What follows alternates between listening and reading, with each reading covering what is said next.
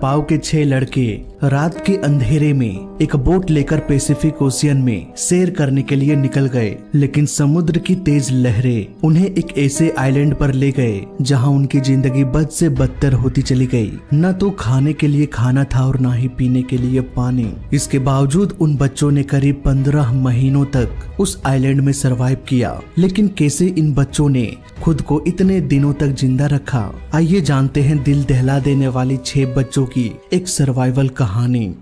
जून 1965 टोंगा टपाव का largest city नोका अलुफा में स्थित एक बोर्डिंग स्कूल के 6 लड़के स्कूल के स्ट्रिक्ट रूल रेगुलेशन और पढ़ाई से बोर होकर इन सभी ने यह डिसाइड किया कि हम सभी स्कूल से भागकर कहीं एंजॉय करने के लिए चला जाए। इसके लिए उन सभी ने पैसिफिक ओशियन को चुना, वो भी रात के अंधेरे में बिना किसी को बताए, और वो भी किसी का बोट चोरी करके। बोर्डिंग स्कूल से पैसिफिक ओशियन ज्यादा दूर नहीं था, इसलिए कुछ मछुआरे स्कूल के आसपास ही रहा करते थे। इन्हीं मछुआरों में से एक थे मिस्टर तेनीला अहुला, जिनका बिहेवियर इन बच्चों के प्रति ठीक नहीं था। इसलिए इन बच्चों ने इसी का बोट चोरी करने का प्लान बनाया। ये बच्चे इस बात को अच्छी तरह से जानते थे कि उनका ये सफर आसान नहीं होने वाला है, लेकिन उन सबका ये भी मानना था कि इस बोर्डिंग स्कूल से तो अच्छा ही होगा। ठीक उसी शाम वो बच्चे स्कूल से निकलकर उस मछुआरे से उनका बोट कुछ देर के लिए उधार लेकर पैसिफिक ओशियन की ओर निकल पड़े।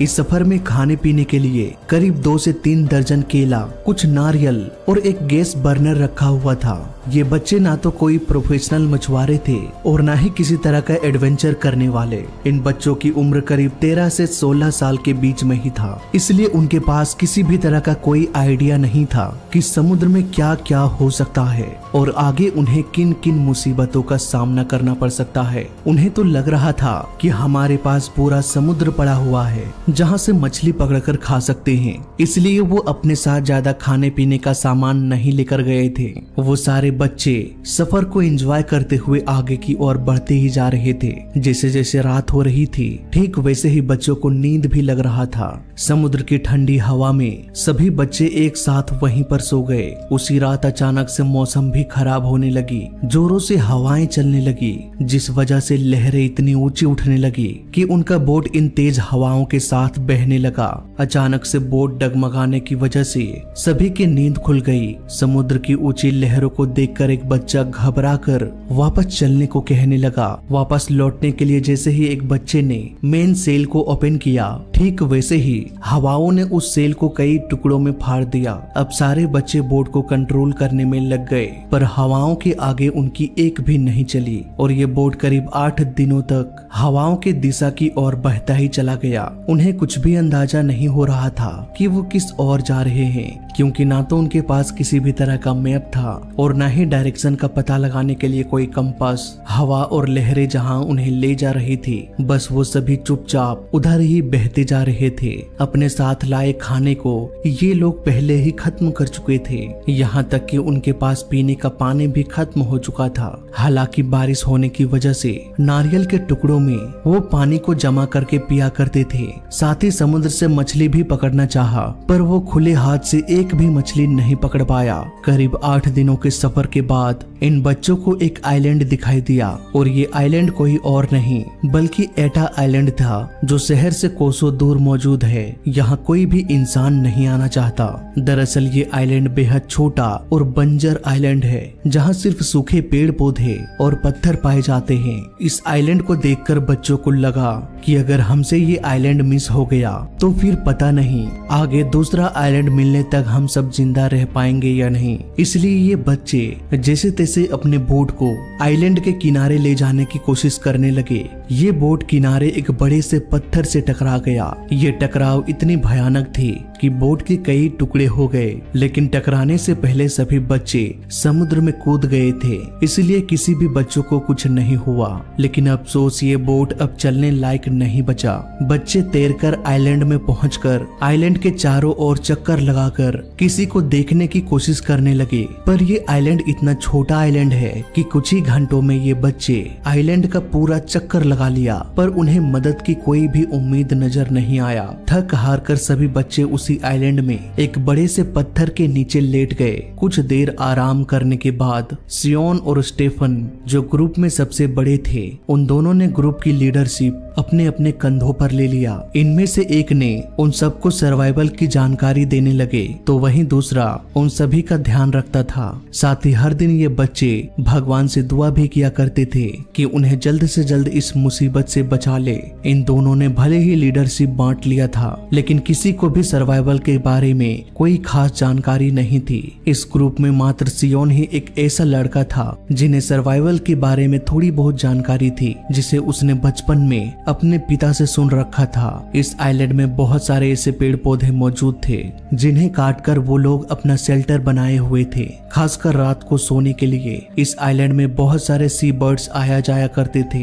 इन्हीं सी बर्ड्स को मारकर वो लोग कच्चा ही खा जाया करते थे, क्योंकि आग जलाने का कोई भी इंस्ट्रूमेंट्स उसके पास नहीं था। हालांकि दो पत्थरों को आपस में रगड़कर वो आग जलाने की कोशिश किया करते थे, पर हर बार उनको नाकामी ही हाथ लगती थी। सी बर्ड्स को मारकर तो वो लोग अपनी भूख मिटा ले रहे थे, लेकिन सबसे बड़ी प्रॉब्लम थी पानी का जुगाड़ करना। पानी का जुगाड़ करने के लिए वे लोग पत्थरों की मदद से पेड़ के नीचे होल कर दिया था, ताकि बारिश का पानी जमा होकर रह सके। हालांकि ये आइडिया सिर्फ बारिश होने पर ही काम किया करता था, और इस पानी को वे लोग इतना ही पिया करते थे जितने में वो अगले बारिश होने तक बचा कर रख सके। बारिश न होने पर वे लोग सी बर्ड्स का खून पीकर खुद को जिंदा रख रहे थे, पर उन्हें अच्छे से पता था कि हम खून और कच्चा मांस खाकर अधिक दिनों तक जीवित नहीं रह सकते थे।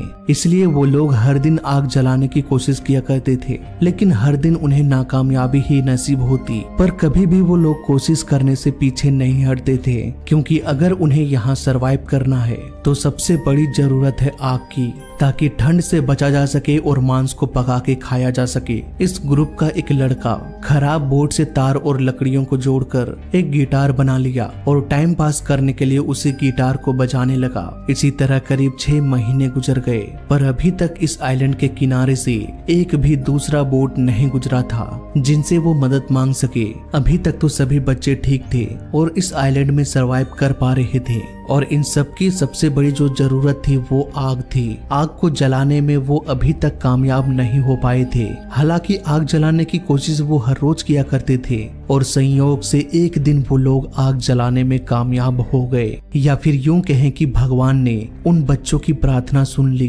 पिछले 6 महीनों में यही वो मौका था जब सारे बच्चों के चेहरे में खुशी दिखाई दे रहा था, और ये खुशी इसलिए था क्योंकि अब उन्हें कच्चा मांस नहीं खाना पड़ेगा। ये आग उन बच्चों के लिए इतनी इम्पोर्टेंट थी कि हर दिन एक लड़का इस आग की रखवाली करता था कि कहीं ये आग बुझ न जाए, इसलिए लगातार जलने वाली चीजों को डालते रहते थे। हर रोज ये बच्चे करीब 2 से 3 सी बर्ड्स को पकड़ते थे ताकि सभी बच्चे भरपेट खा सके। एक दिन ग्रुप का एक लड़का जब सी बर्ड्स को पकड़ने के लिए ऊंची चोटी पर गया, तब अचानक से उसका पैर फिसल गया और वो सीधा नीचे गिर पड़ा। गिरते ही उसने मदद के लिए जोर जोर से आवाजें लगाने लगा। ग्रुप के लड़के को जब उसकी आवाज सुनाई दिया तो वो फौरन उसके पास भागे चले गए। जब वहां पहुंचा तो देखा उनका एक साथी गिरा पड़ा हुआ है और एक पैर बुरी तरह से फ्रैक्चर हो चुका है। उसे उठाकर अपने कैंप के पास ले जाकर कुछ पेड़ पौधों के पत्तों को पीसकर उसके पैरों पर लगा दिया और पैरों को सीधा रखने के लिए कुछ लकड़ियों को पैरों पर बांध दिया ताकि पैर मुड़े नहीं और जल्दी ठीक हो सके। वहीं ग्रुप के बाकी लड़कों ने यह डिसाइड किया कि जब तक वो ठीक नहीं हो जाता तब तक वो कोई भी काम नहीं करेगा। उसके पैर को ठीक होने में कई महीने लग गए, लेकिन पूरी तरह ठीक होने से पहले वो अपने ग्रुप के साथ काम करने लगा। पर उनके साथी हमेशा काम करने से मना करते थे। हर दिन ये लड़के इस आइलैंड को एक्सप्लोर करने के लिए निकल जाया करते थे, इस उम्मीद में कि शायद कहीं से भी किसी तरह का कोई मदद मिल सके जो उन्हें यहाँ से बाहर निकाल सके। एक दिन ये ग्रुप जब इस आइलैंड के सबसे ऊंचे शिखर पर पहुंचे तो उन्हें एक ऐसा झोपड़ी मिला जो बुरी तरह से टूटी फूटी हुई थी। उन्हें उस झोपड़ी में जरूरत के कुछ सामान मिल गए, जैसे कि कुछ सब्जियां और मुर्गियां जो शायद यहाँ पर रहने वाले छोड़कर चले गए होंगे। अब उस ग्रुप को रहने के लिए एक नया जगह मिल गया, साथ ही खाने के लिए कुछ साग सब्जियां और मुर्गियां। उन्हें अंदाजा हो गया था कि अगर यहाँ पर कुछ मुर्गियां हो सकती है तो शायद इसके आसपास हमें और भी मुर्गियां मिल सकती है। इसलिए इस ग्रुप ने डिसाइड किया कि जब शाम हो जाएगा उस वक्त हम बाकी मुर्गियों को पकड़ने की कोशिश करेंगे। ठीक ऐसा ही हर शाम ये ग्रुप ऐसा करने लगे और तकरीबन 150 से 200 मुर्गियों को इन ग्रुप ने इकट्ठा कर लिया। पर ये ग्रुप इन मुर्गियों को मारते नहीं थे, बल्कि उन्हें नारियल के पीसेस को खिलाकर मुर्गियों को पालतू बना रहे थे ताकि वो मुर्गियों के अंडों को खा सके। हालांकि जब सी बर्ड्स को नहीं पकड़ पाते थे तब वो इन्हीं मुर्गियों को पकाकर खाते थे। खासकर बरसात के वक्त इन ग्रुप्स ने यहाँ से बचकर निकलने के लिए एक राफ्ट भी बनाया था, लेकिन ये राफ्ट समुद्र की लहरों पर टिक नहीं पाया और समुद्र से महज कुछ ही मीटर की दूरी पर यह टूटकर बिखर गया, जहाँ से उन ग्रुप्स को वापस से तैरकर आइलैंड पर आना पड़ा। खैर अच्छा हुआ कि ये राफ्ट तट के नजदीक ही टूट गया। अगर यही राफ्ट तट से दूर जाकर टूटता तो शायद वहां से वापस लौटना संभव नहीं था। वापस आइलैंड पर लौटने के बाद ये ग्रुप वापस से उन झोपड़ियों को ठीक करने में लग गए। शायद उन्हें ये अंदाजा हो चुका था कि अब हम यहाँ से बाहर नहीं निकल पाएंगे। साथ ही दो लड़कों ने ग्रुप बांट लिया काम करने के लिए। 2 लड़के बाग में साग सब्जियों पर काम करने लगे, वही 2 लड़के मुर्गियों की देखभाल करते। बाकी 2 बच्चे आग को जलाए रखे थे। इसके साथ साथ सभी बच्चे एक्सरसाइज भी किया करते थे ताकि शरीर में कमजोरी या आलस ना हो जाए, क्योंकि जिस सिचुएशन में ये लोग फंसे हुए थे जहां आलस करना यानी कि मौत को निमंत्रण देने के बराबर था। करीब 15 महीने बीत गए। अब ये बच्चे पूरी तरह से इस आइलैंड में सरवाइव करना सीख चुके थे। बड़े ही आराम से इन बच्चों की जिंदगी गुजर रही थी। आराम से खाते पीते, गिटार बजाते, खेलते कूदते, पर हर रोज समुद्र में किसी के आने का इंतजार भी किया करते। एक दिन एक शिप उसी आइलैंड के नजदीक से गुजर रहा था। तभी कैप्टन को किसी की आवाज सुनाई दिया, पर उन्हें लगा कि शायद कोई सी बर्ड्स होगा। इसके बावजूद कैप्टन ने उस आइलैंड के नजदीक जाने का फैसला किया और दूरबीन से देखते हुए आइलैंड की ओर जाने लगे। नजदीक जाते ही कैप्टन को आग का धुआं दिखाई दिया।